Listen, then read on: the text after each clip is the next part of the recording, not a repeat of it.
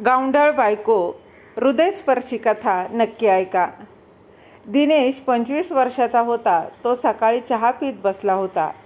तो एकच घोट पेला असेल तोपर्यंत त्याने तो कप फेकून दिला आणि त्याची पत्नी वैष्णवी हे सगळं पाहून घाबरली.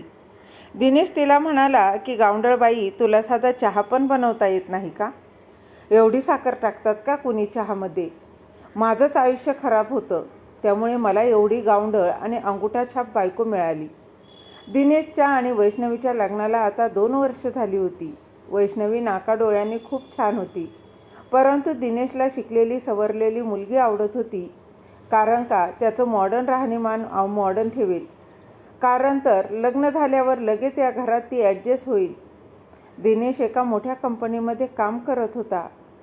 त्याला पगार पण बऱ्यापैकी होता आणि त्याचे मित्रमंडळीसुद्धा त्याच्या स्टँडर्डचे होते.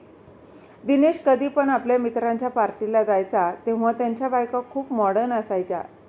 त्यांना पाहून दिनेशलासुद्धा वाटायचं की माझी पण बायको एवढी स्टायलिश असावी, प्रत्येकाला इंग्लिशमध्ये बोलणारी आणि शहराच्या राहणीमानानुसार वागणारी असावी असं वाटायचं. परंतु दिनेशच्या गळ्यात तर त्याच्या आईने एक गावंढळ अडाणी बायको बांधली होती. दिनेश वैष्णवीला कोणत्याच पार्टीत घेऊन जात नव्हता. त्याला वैष्णवीला सोबत घेऊन जाणं म्हणजे कमीपणा वाटायचा. त्याला त्याच्या बायकोची लाज वाटत होती. कारण का तर वैष्णवीला इंग्लिशचा एक शब्दही बोलता येत नव्हता. दिनेशची आई दिनेशला म्हणत होती की मी तुझ्यासाठी एकदम सोन्यासारखी बायको आणली आहे, परंतु तू तुझ्या बायकोला अजिबात किंमत देत नाही, असं त्या वारंवार दिनेशला म्हणायच्या. दिनेश आपल्या आईला हसतच म्हणाला की सोन्यासारखी बायको काय असते का? तिला तर साधं इंग्लिशसुद्धा बोलता येत नाही. दिनेश नेहमीच वैष्णवीला तिच्या अडाणीपणावरून बोलत होता, परंतु वैष्णवी कधीच त्याला उलट उत्तर देत नव्हती. फक्त एखाद्या गुन्हेगारासारखी दिनेशच्या पुढे मान खाली घालून वैष्णवी नेहमीच उभी राहत होती. दिनेशला ती अजिबात आवडत नव्हती. तिचे कपडे, तिचे राहणीमान त्याला अजिबात आवडत नव्हतं. वैष्णवी स्वयंपाक खूप छान बनवत होती, त्यामुळे ती दिनेशला काय आवडतं आणि काय नाही आवडत हे सगळं तिने तिच्या सासूकडून विचारलं होतं आणि ती नेहमी स्वयंपाक दिनेशच्या आवडीचाच करत होती. दररोज त्याला टिफिनमध्ये त्याच्या आवडीचे पदार्थ देत होती. टिफिनला वैष्णवी स्वतःच्या हाताने टिफिन बनवून देत होती. एक दिवस वैष्णवी दिनेशच्या कपड्यांना प्रेस करत होती आणि तिच्याकडून दिनेशचा फेवरेट शर्ट जळाला. वैष्णवी खूप घाबरली. तिला काय करावं आणि काय नाही काही समजतच नव्हतं. दिनेशने जेव्हा त्याचा शर्ट जळालेला पाहिला, तो तर रागाने नुसता लालबुंद झाला आणि रागातच त्याने वैष्णवीला 2 मुस्कटात दिल्या. त्या मुस्कटीचा आवाज एवढा होता की त्याच्या आवाजाने दिनेशची आई बाहेर आली आणि तिने वैष्णवीला जवळ घेतलं आणि दिनेशला म्हणाली की मूर्ख झाला आहेस का? तू काय नामर्द आहे का? एका स्त्रीला मारत आहे. दिनेश म्हणाला की आई, हिला ना माझ्या डोळ्यांच्या समोर जायला सांग. हिला माझ्या डोळ्यासमोर उभं राहायला अजिबात सांगू नको. मला ही अजिबात आवडत नाही. ही जर माझ्यासमोर राहिली तर मी हिचं काय करेल ते सांगू शकणार नाही. दिनेशने वैष्णवीला एवढ्या जोरात मारलं होतं की त्याच्या हाताचे छापे तिच्या गालावर उमटले होते. दिनेशच्या आईला पण खूप राग आला होता आणि ती दिनेशला म्हणाली की दरवेळेस तू तुझ्या बायकोला गावंढळ अडाणी म्हणून बोलत असतो, परंतु आज जे तू तुझ्या बायकोला मारलं यावरून कोण गावंढळ आहे आणि कोण अडाणी आहे ते मला कळालं आहे. दिनेश रागाने ऑफिसला निघून गेला. त्याला त्याच्या आईचे शब्द कानात घुमत होते आणि रागात ऑफिसला गेला. आणि ऑफिसला गेल्यावर त्याने इकडे तिकडे पाहिलं तेव्हा त्याला एक सुंदर मुलगी, तिची रचना दिसली आणि ती मुलगी आजच त्या ऑफिसला जॉईन झाली होती. ती मुलगी सगळ्यांनाच इंग्लिशमध्ये बोलत होती आणि सगळ्यांनाच हसून खेळून बोलत होती आणि तिचे कपडे घालण्याची पद्धतसुद्धा जरा हटके होती. हळूहळू दिनेशची आणि त्या मुलीची चांगलीच ओळख होऊ लागली. दिनेश विचार करत होता की जर माझं लग्न वैष्णवीसोबत झालं नसतं तर मी रचनासोबत नक्कीच लग्न केलं असतं. दिनेश नेहमीच वैष्णवीला ओरडत होता. तिची चूक असो किंवा नसो, त्याला वैष्णवीला ओरडल्याशिवाय त्याचं मन भरतच नव्हतं. कधीकधी दिनेशला वाटत होतं की वैष्णवीचं मन दगडाचंच आहे की काय. कारण काहीही बोललं तरी तिच्यावर कोणताच परिणाम होत नव्हता.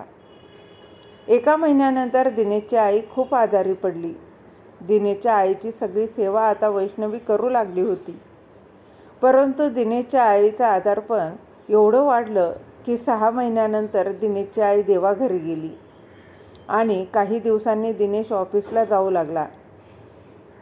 काही दिवसांनी दिनेश ऑफिसला जायला निघाला आणि ऑफिसला जाण्याआधी फक्त वैष्णवीला टिफिन देण्यासाठी थोडा वेळ झाला आणि याच्यामुळे दिनेशने वैष्णवीला खूप मारलं आणि नंतर तो टिफिन न घेताच ऑफिसला गेला. ऑफिसला गेल्यावर तो विचार करू लागला की आज तर मी वैष्णवीला खूप मारलं आहे, त्यामुळे वैष्णवी आता घरी नसणारच. ती नक्कीच तिच्या माहेरी निघून गेली असणार. दिनेश आणि रचनाचं नातं पुढे चाललं होतं. परंतु दिनेश जेव्हा घरी गेला तर त्याला बिर्याणीचा वास येत होता आणि त्या वासाने दिनेशला खूप भूक लागली आणि तो पोट भरून जेवला आणि बेडरूममध्ये गेला. तेव्हा त्याचं डोकं खूप दुखत होतं. वैष्णवी जेव्हा किचनमधलं सगळं काम आवरून बेडरूममध्ये आली तेव्हा ती खूप थकलेली दिसत होती.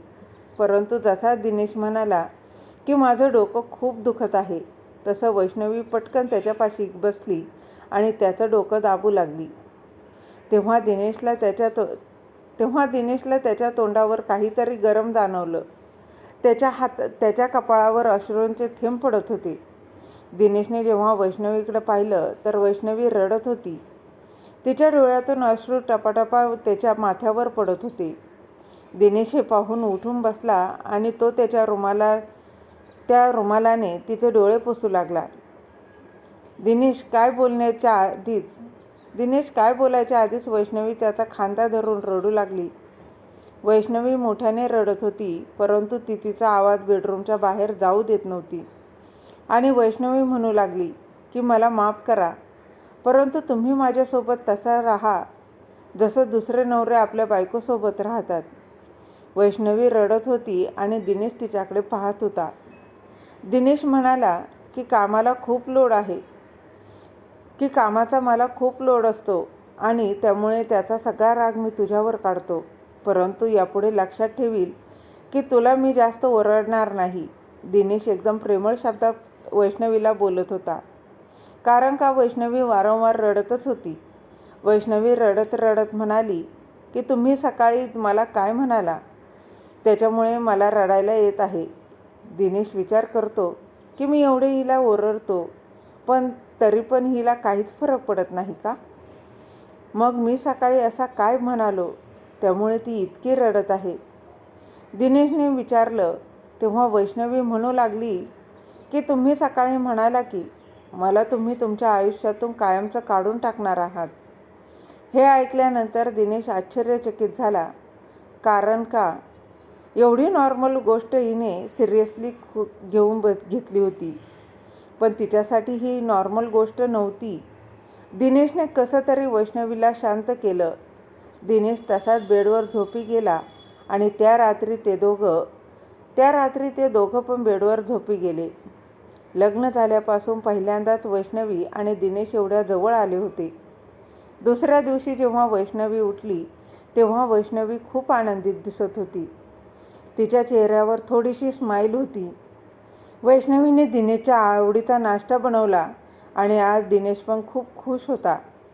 जेव्हा दिनेश ऑफिसला गेला तर रचना त्याचीच वाट पाहत होती, पण दिनेश त्याच्या बायकोच्या विचारात बुडाला होता.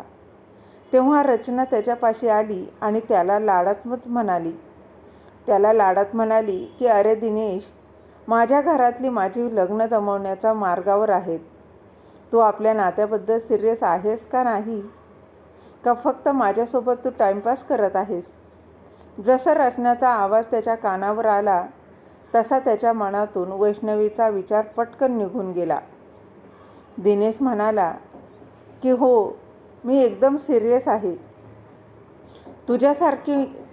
तुझ्यासारखी मला मुलगी मिळणार म्हणजे माझं भाग्यच आहे की. दिनेशने तिला सांगितलं की आपण लवकरात लवकर लग्न करणार आहोत. दिनेशला वैष्णवीबद्दल काहीच काळजी नव्हती. तो तिला अजिबात